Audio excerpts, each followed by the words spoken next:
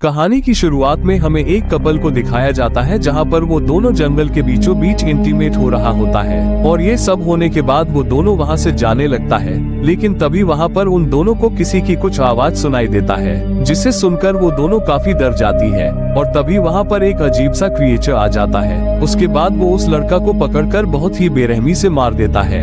ये देखकर वो लड़की काफी डर जाती है, इसलिए वो अपना जान बचाने के लिए वहां से भागने लगती है। लेकिन तभी वो क्रिएचर उसके सामने आ जाता है और उसको पकड़कर जमीन पर लिटा देता है और तभी सीन शिफ्ट होकर हमें कैमी नाम की एक लड़की को दिखाया जाता है जो कि वो अपने पिता के साथ चर्च में आई होती है और वहाँ पर एक लड़का भी मौजूद होता है जो कि वो कैमी को ही लगातार देख रहा था, जिसे देखकर कैमी भी समझ जाती है कि वो क्या चाहता है, इसलिए वो उसको चर्च के स्टोर रूम में मिलने के लिए बुलाता है। उसके बाद वो दोनों वहां जाकर एक दूसरे को किस करते हुए वहीं पर इंटीमेट होने लगता है। लेकिन तभी वहां पर एक बूढ़ा आदमी ने उन दोनों को ऐसा करते हुए देख लेता है। उसके बाद वो उन दोनों को चर्च के फादर के पास ले जाती है और ये बात कैमी के पिता को भी पता चल जाता है, इसलिए वो कैमी से काफी गुस्सा हो जाता है। उसके बाद वो कैमी की इस हरकतों की वजह से चर्च के फादर से माफी मांगता है। लेकिन तभी वहाँ पर फादर कैमी के पिता से कहता है कि उसे कैमी को रिहैब सेंटर में भेज देना चाहिए, क्योंकि उसके मुताबिक कैमी एडिक्ट हो चुकी है जो कि अब वो बिना इंटीमेट के नहीं रह पाएगी। जिसे सुनकर कैमी के पिता काफी हैरान हो जाता है। उसके पास अब कोई रास्ता नहीं था, इसलिए वो फादर ने बताए मुताबिक कैमी को रिहैब सेंटर भेजने का फैसला करता है।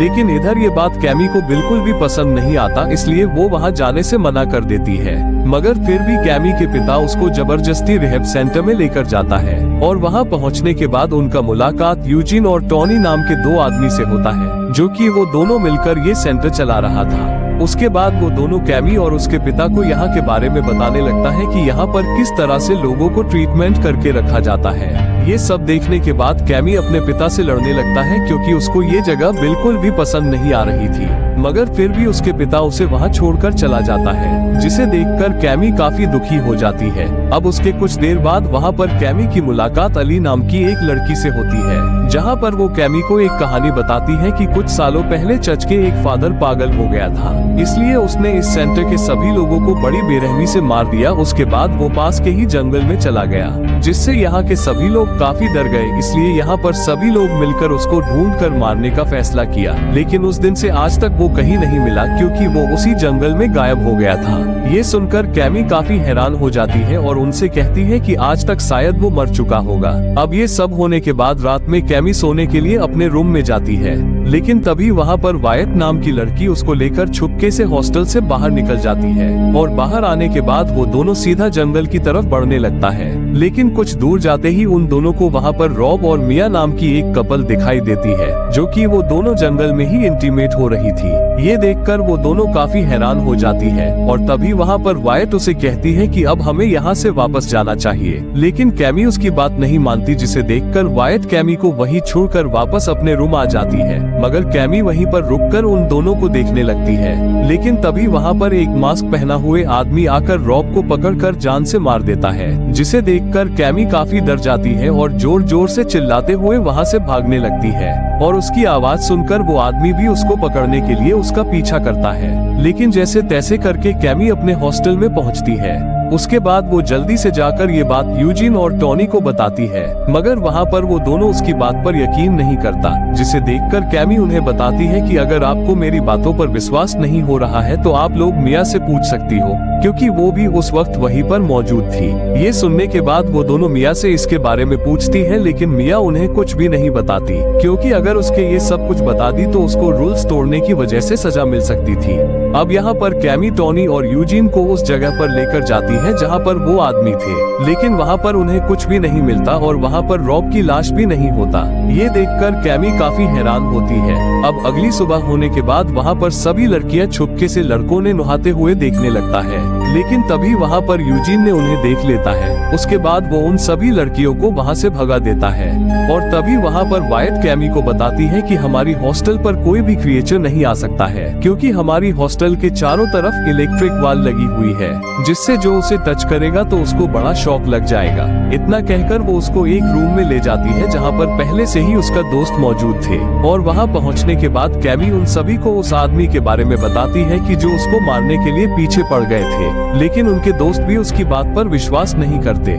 मगर तभी वहाँ पर टॉनी आकर उन सभी को देख लेता है और वो उन लोगों से काफी गुस्सा हो जाती है, क्योंकि ये लोग इस हॉस्टल की रूल्स तोड़ रहे थे। इसलिए अब वो यहाँ पर इन लोगों को सजा देने का फैसला करता है। लेकिन तभी वहाँ पर कैमी वो सारा दोष खुद के ऊपर ले लेती है ताकि वो अपने दोस्तों को बचा सके। अब ये सुनने के बाद वो लोग कैमी को सजा के तौर पर एक पत्थर के ऊपर घुटने के बल बैठा देता है, जिससे उसको काफी दर्द हो जाता है और बाकी के लोगों को वहाँ पर सफाई का काम देता है। अब कुछ देर के बाद रात भी हो जाती है, इसलिए सभी लोग अपना काम खत्म करके वहाँ से निकल जाते हैं। मगर ट्रॉय का काम अभी भी खत्म नहीं हुआ था, इसलिए वो वहीं रुक जाता है। लेकिन तभी वहाँ पर वो मास्क पहने हुए आदमी आ जाता है और उसको वहीं पर जान से मार देता है। और वहीं उधर कैमी अभी भी गार्डन में ही मौजूद होती है, जहाँ पर उसको काफी दर्द हो रहा होता है। लेकिन तभी उसे अचानक हेलोसिनेशन होने लगता है, जिसमें उसको कुछ मास्क पहने हुए आदमी दिखाई देता है। और तभी उसे वहाँ पर अपनी मॉम भी नजर आती है, जिसे देखकर वो काफी दुखी हो जाती है। इसलिए वो वहीं पर रोने लगती है, जिसे देखकर वहाँ पर टोबी आकर उसको गले लगाकर उसको समझाने लगती है।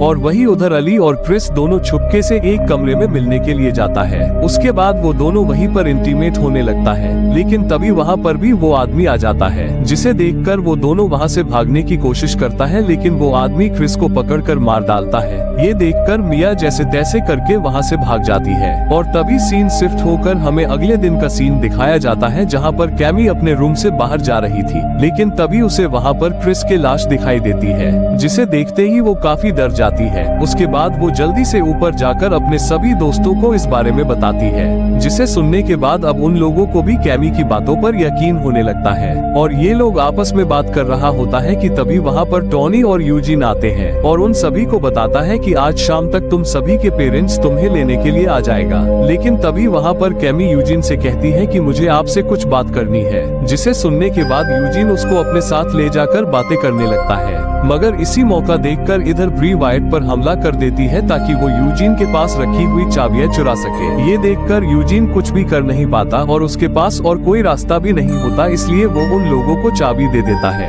दरअसल ये इन्हीं लोगों का एक प्लान होता है ताकि वो लोग यहाँ से भाग सके। अब यहाँ पर चाबी पाते ही कैमी और डैनी जल्दी से एक रूम को खोलकर देखते हैं, तो वहाँ पर उन दोनों को एक लैंडलाइन फोन मिलता है, जिसे देखते ही कैमी जल्दी से मदद के लिए फोन करने की कोशिश करती है। लेकिन वो फोन काम ही नहीं करता, इसलिए वो दोनों जल्दी से वहाँ पर अपना फोन ढूंढने लगता है। मगर तभी डैनी को उन लोगों की फोन जली हुई हालत में मिलती है।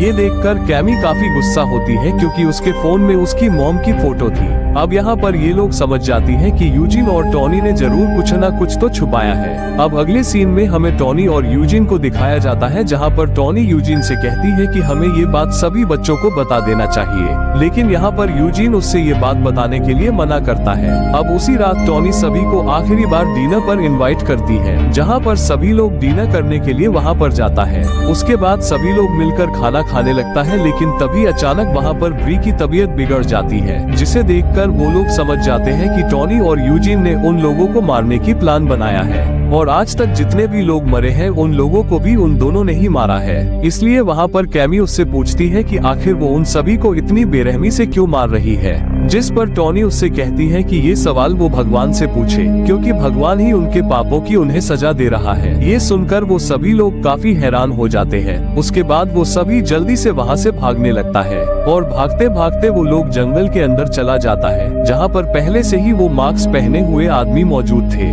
जिसे देखकर वो लोग उनसे बचते हुए वहाँ से भी भागने लगता है। लेकिन तभी वहाँ पर वो आदमी मिया को पकड़कर उसे मार देता है। उसके बाद वो डैन के पास जाकर उसको भी पकड़ लेता है और वो देखते ही देखते वाइट और कैमी के सामने ही उसको भी मार देता है, जिसे देखकर वो दोनों काफी डर जाते हैं। उसके बाद वो जल्दी से भागकर वापस अपने हॉस्टल आ जाता है। ये दोनों को कुछ भी समझ में नहीं आ रहा था कि वो आदमी कौन है। और तभी वहाँ पर कैमी वाइट को बताती है कि वो कभी भी गॉड के खिलाफ नहीं थी। इतना कहते हुए वो वहाँ पर रोने लगती है, जिसे देखकर वाइट उसको समझाती हुई धीरे धीरे वो कैमी को किस करने लगती है और वहीं पर इंटीमेट होने लगती है। लेकिन तभी वहाँ पर फिर से वो आदमी आ जाता है और उन दोनों के ऊपर हमला कर देता है। मगर तभी कैमी वहाँ से एक बेसमेंट के अंदर गिर जाती है, जहाँ पर उसको कई सारे चीजें दिखाई देती है, जिसे देखकर वो काफी हैरान हो जाती है, क्योंकि उस बेसमेंट के दीवारों में वहाँ पर रह रही सभी आदमियों के फोटो मौजूद थे और उनके चेहरे के ऊपर मार्क भी किया गया था। ये देखकर कैमी समझ जाती है कि यहाँ पर जो कुछ भी हो रहा है वो सभी किसी इंसान ने कर रहा है। और तभी वहाँ पर कैमी को एक टीवी भी दिखाई देती है, जिसे देखते ही वो उसको ऑन करके देखती है तो वहाँ पर उन सभी के पेरेंट्स की वीडियो होती है, जहाँ पर वो लोग बता रहा होता है कि हमारी बच्चों को ठीक करने के लिए आप लोग कुछ भी कर सकते हो। और यहाँ पर वो अपने पिता के वीडियो भी देखती है, जिसे देखकर वो काफी दुखी हो जाती है, क्योंकि वो अपने पिता से काफी प्यार करती थी। इसलिए उसने ऐसा नहीं सोचा था कि उसके पिता ने ऐसा कर सकता है। उसके बाद वो वहाँ पर सीसीटीवी फुटेज देखने लगती है, जहाँ पर उसको वही आदमी दिखाई देता है जो कि वो वायट को मारने के लिए उसके पीछा कर रहे थे, जिसे देखते ही वो जल्दी से वहाँ से निकलने की कोशिश करती है। लेकिन तभी वहाँ पर उसके सामने कई सारे लोग आ जाते हैं, जिन्होंने उस आदमी की तरह मास्क पहना हुआ था। ये देखकर कैमी काफी डर जाती है, मगर फिर भी वो हिम्मत करके वहाँ पर सभी के मास्क एक एक करके उतार देती है, जिसे देखकर वो काफी हैरान हो जाती है, क्योंकि वो लोग और कोई नहीं बल्कि यूजिन और उसके ही पिता होता है। और तभी वहाँ पर वो कैमी को मारने लगता है, क्योंकि वो भी उसके माँ की तरह ही एडिक्ट हो चुकी थी। और तभी वहाँ पर दो लोग आ जाता है, जहाँ पर टॉनी भी होती है, जिसे देखकर यूजिन भी काफी हैरान हो जाता है, क्योंकि उसने ऐसा कभी नहीं सोचा था। अब इसके बाद हमें लास्ट वाले मास्क पहने आदमी को दिखाया जाता है, जहाँ पर वो आदमी अचानक टॉनी पर हमला कर देता है, जिससे टॉनी की वहाँ पर मौत हो जाती है। उसके बाद वो आदमी कैमी को भी मारने के लिए सीधा उसकी तरफ जाने लगता है, और वहाँ जाकर वो उसे पकड़कर मारने ही वाला होता है कि तभी वहाँ पर कैमी ने जैसे तैसे करके उसके चेहरे से मास्क हटा देती है। और जैसे ही वो लोग देखता है कि वो आदमी और कोई नहीं बल्कि चच के ही फादर होता है, जिसे देखकर वो लोग काफी हैरान हो जाती है।